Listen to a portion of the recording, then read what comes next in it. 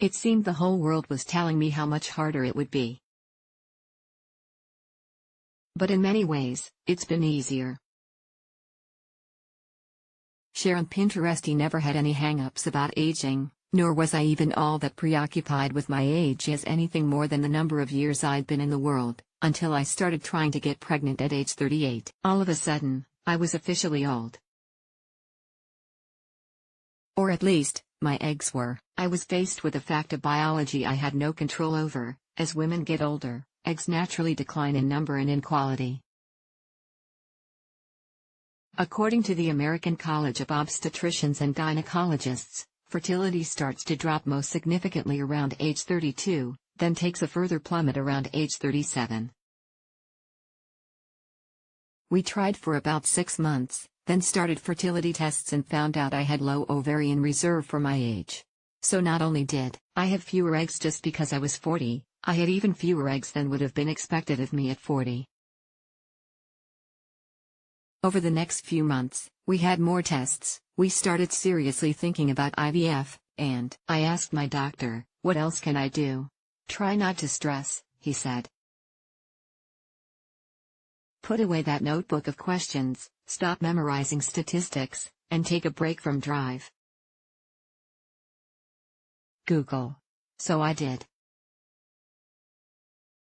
And we got pregnant, without IVF or anything else. It took 12 months of peeing on ovulation sticks and having a lot of well-timed sex, but it happened. It just took, 12 months longer than it did when I was 29 and 31. More years behind you don't always mean more problems ahead aside from a significantly longer wait to see 2 blue lines. On a pregnancy test, I can honestly say that my 40-plus pregnancy was no different than my earlier ones.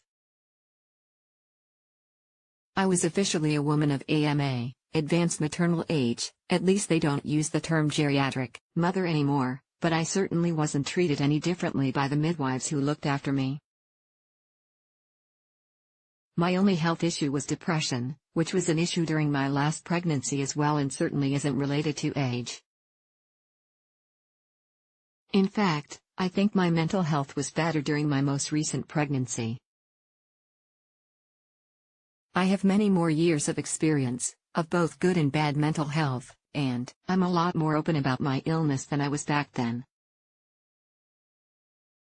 I'm far less likely to put on a brave face or bury my head in the sand. Aside from my mental health, I'm in better shape in other ways, too. When I got pregnant at 29, I was a party girl who drank too much and survived on takeout and ready meals. When I got pregnant at 31, I was only a part-time party girl and ate a lot more veggies, but I had an energetic toddler to look after. On the other hand, when I got pregnant at 39, I was a teetotaler, ate all the right stuff, exercised regularly, and had school-age kids, meaning I could get those precious daytime pregnancy naps. Age does matter when it comes to having a baby. Apart from taking longer, on average, to get pregnant in the first place, older moms are more likely to have a miscarriage trusted source or stillbirth trusted source, and there are also increased health risks trusted source to both mom and baby. Hearing and reading all those things can make what already has all the potential to be a pretty stressful experience even more nerve-wracking. But I'm proof that having a baby at 40 isn't actually all that different than doing it at 30.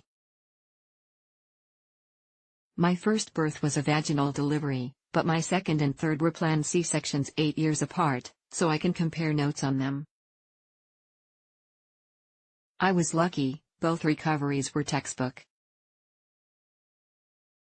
But also, nothing was harder or took longer the second time around, just because I'd aged several years in the interim. My youngest daughter is now 11 months old. She's hard work.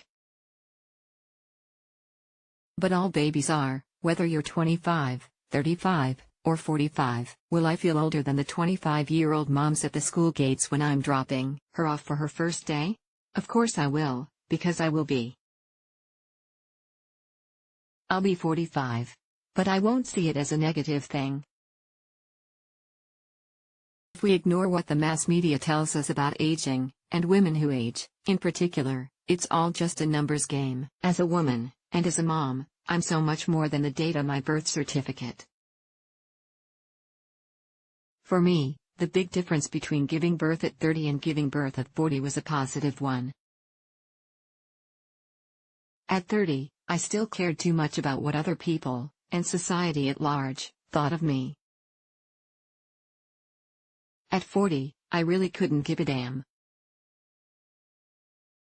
All 3 of my pregnancies were huge blessings, but my third one even more so because I knew time wasn't on my side, purely in terms of biology. When I did finally get pregnant, I embraced every moment of it. And I fully intend to embrace all the moments still to come, without wasting a second of them worrying about my age. Claire Gillespie is a freelance writer with bylines on Health, Self, Refinery 29, Glamour, The Washington Post, and many more. She lives in Scotland with her husband and 6 kids, where she uses every rare, spare moment to work on her novel.